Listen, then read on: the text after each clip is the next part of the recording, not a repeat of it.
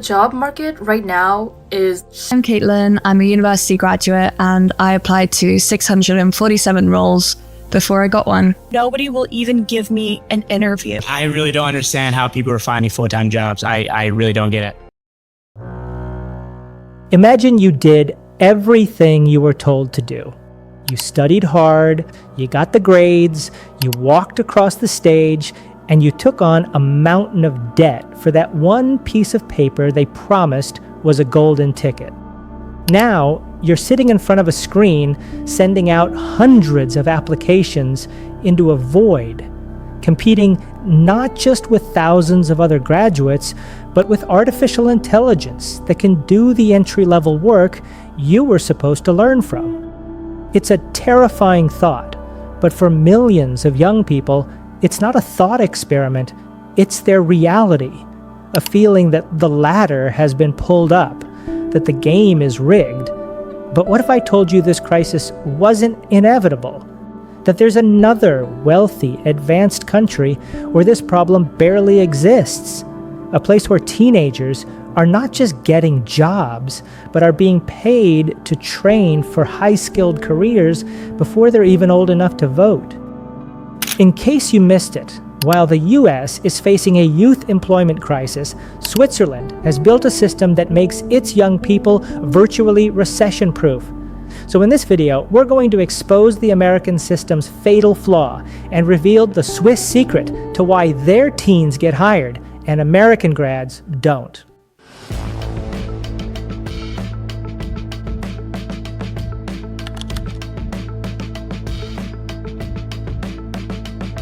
So first, let's be clear about what's happening in the United States. In 2025, the youth unemployment rate for 16 to 24-year-olds is hovering around 10%. Now, that number is already more than double the national average, but the truly scary part is why. This isn't just a slow economy, it's a structural collapse of the entry-level job market. For decades, the path was simple. Graduate, get a starter job doing routine tasks, basic data entry, customer support, simple coding, research, and work your way up. But as we've covered on this channel, AI has become incredibly good at those exact routine tasks. A recent Stanford study found a 16% decline in employment for young workers in sectors heavily exposed to AI. Entry-level job postings are down 35% since early 2023. The very first rung of the career ladder is being automated out of existence. This has created a perfect storm. Millions of educated, indebted young people are graduating with theoretical knowledge only to find the jobs that were supposed to turn that knowledge into practical experience have vanished.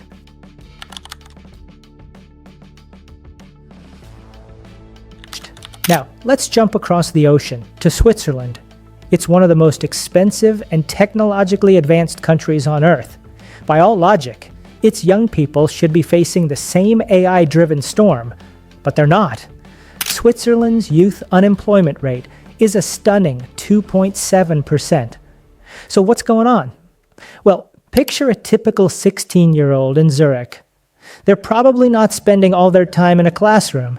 Instead, they might be spending 3 or 4 days a week working as a paid apprentice at a global bank like UBS, or a pharmaceutical giant like Roche, or even at Google's Swiss headquarters. They're not an intern getting coffee. They are a paid employee learning a skilled trade directly from experts, with their education completely intertwined with real-world work. By the time they're 19, they'll have 3 years of professional experience, a national diploma, and very likely a full-time job offer from the company that trained them. No debt, no desperate job search.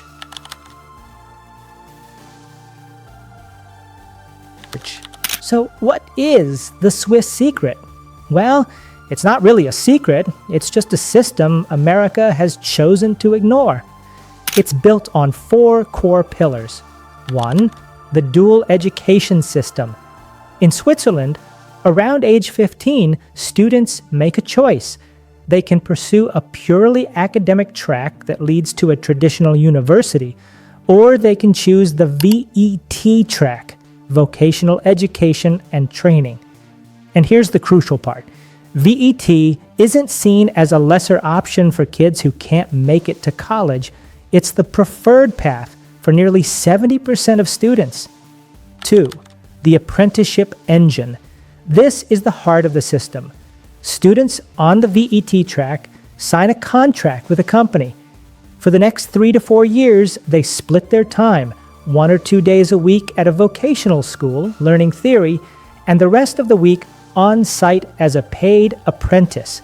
They're learning everything from advanced manufacturing and IT to banking and healthcare, all while earning a real salary. 3, and a huge fear in the US, is that choosing a vocational track closes doors.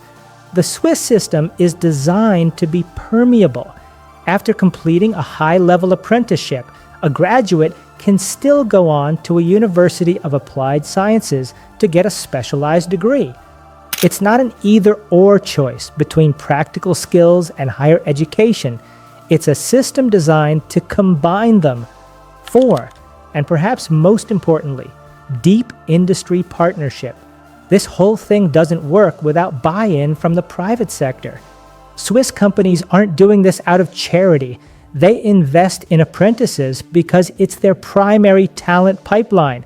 They get to train their future workforce with the exact skills they need, reducing recruitment costs and ensuring a steady supply of world-class talent. The government, the education system, and the country's biggest employers are all rowing in the same direction.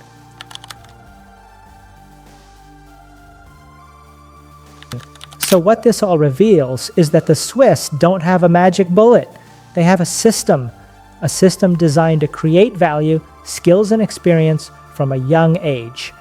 The American system, by contrast, has increasingly become a system designed to sell one product, a 4-year university degree, often disconnected from the realities of the labor market. This is the dilemma America now faces.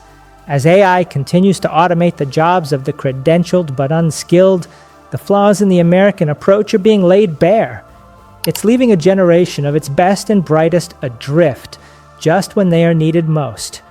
The Swiss model proves that it is possible to build a modern economy where young people are seen not as a problem to be solved, but as an asset to be invested in from day one. And in case you missed it, the real question isn't whether America can afford to build a system like that. It's whether, in the age of AI, it can afford not to.